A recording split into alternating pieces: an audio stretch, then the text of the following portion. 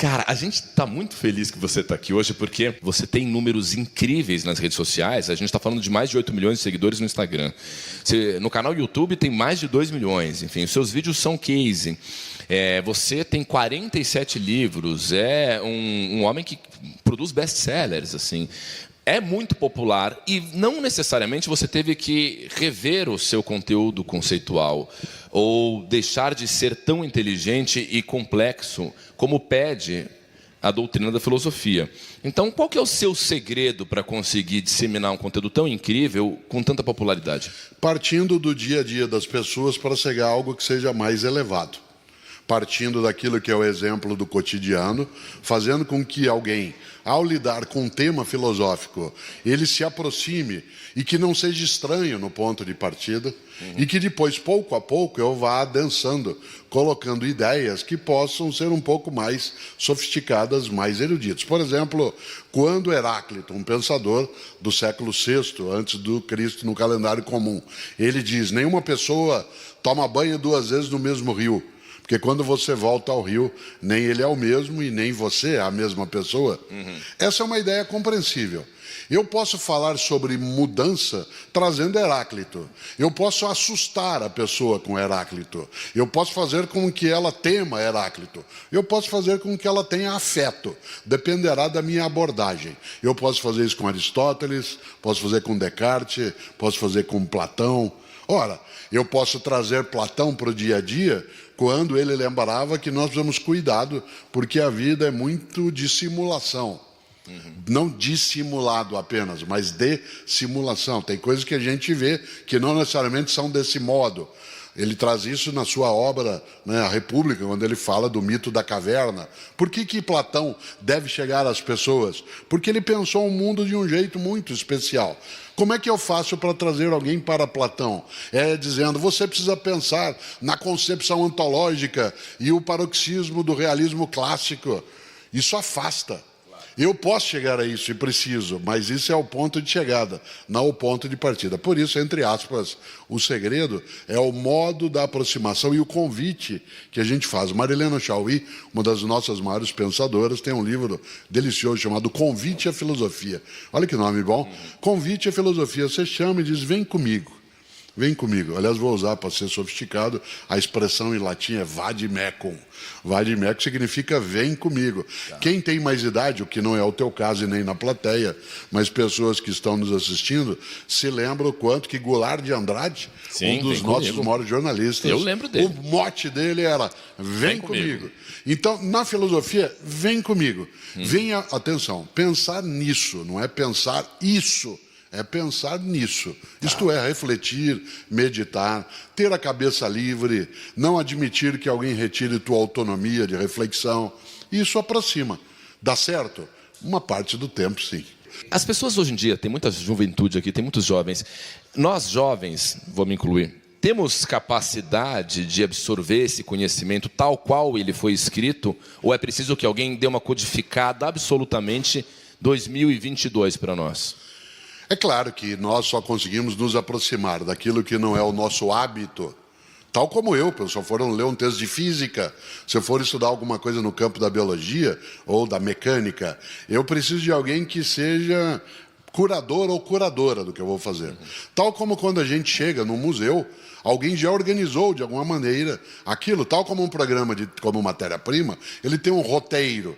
A pessoa não te obriga a seguir exclusivamente aquilo, mas ela te apresenta cenários como esse que nós estamos circulando. Por isso, alguém que vá caminhar na filosofia precisa, sim, de alguém que auxilie a fazê-lo. Não que diga, vá por aqui, mas arrisque essa perspectiva, quem sabe isso pode te conduzir. Eu, quando eu tinha 17 para 18 anos, eu decidi que eu ia fazer filosofia. Aliás, eu entrei num convento depois de entrar na filosofia, e não na sequência. Eu não fui seminarista, porque o seminário é quem está na educação básica. Eu já entrei adulto, vivi a vida conventual, monárquica, né? Monárquica não, monástica, às vezes monárquica, né? num convento da Ordem Carmelitana Descalça, né? E foi para mim uma experiência magistral, né? De meditação, de estudo, mas o mais bonito foi que no convento, enquanto eu fazia filosofia, não só eu tinha atividade manual, com as mãos, a gente tinha que fazer o próprio alimento, cuidar, né, da plantação, cuidar daquilo que era a higiene e limpeza do local, como eu tinha que sentar várias vezes ao dia para estudar. E é claro que eu tinha que ter um mestre ou uma mestra que pudesse me auxiliar. Alguém que dissesse, comece por aqui, talvez evite dar esse passo, cautela, né, para não tropeçar em algo que nesse momento esteja além da tua capacidade.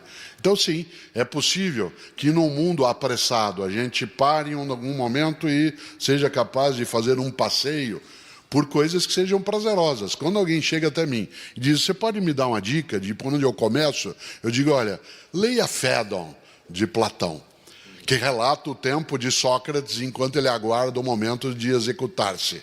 Sócrates foi condenado ao suicídio. Platão escreve um diálogo chamado Fédon, que trata dos 30 dias que Sócrates aguarda o momento em que ele terá de tirar a própria vida por condenação das autoridades. Nesse tempo, Sócrates diz o tempo todo, eu não temo a morte, porque meu corpo é mortal, mas eu tenho uma parte em mim que é imortal. Ora, esse texto Fédon é inacreditável. Alguém que caminha por ali ou vai na obra do Discurso do Método, de Descartes, que introduz a noção da dúvida metódica, em que você duvida não pela mera dúvida, mas para ter mais certeza, ou você passeia por algumas coisas escritas, né, por Nietzsche. Já imaginou, Rafael, quando Nietzsche escreve, quando você olha para o abismo, ele olha de volta para você? Essa ideia nos faz até recuar um pouco. Então, eu não posso, de modo algum, imaginar que uma pessoa seja incapaz de fazê-lo. Mas eu também não posso supor que só porque alguém está com vontade de estudar filosofia, ele mergulha num texto do Kant e aquilo não. Exige dedicação, exige por muito tempo um esforço, exige humildade para saber trabalhar com um dicionário ao lado para poder compreender. Tudo aquilo que acaba honrando. Mas como a gente termina ao texto e gosta daquilo, ao terminar, dá um prazer imenso. Não sei se você se lembra, na educação básica, quem está aqui conosco também ou nos assiste, quando você pegar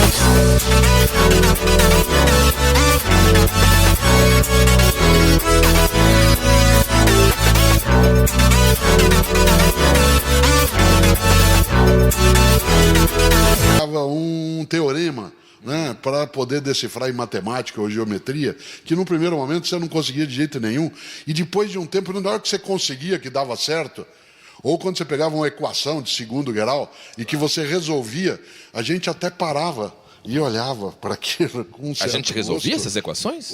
Resolvia. Tá. Alguns, né? Não, Alguns, outros não. Não foi meu pessoal forte. da área de filosofia resolvia. Muito bem. Não resolvia certo, mas resolvia. Eu só lembro do B2 menos 4AC, que não ficou. Isso aí é a fórmula de cálculo da raiz do delta. Essa é grande delta. Exato. Muito bem.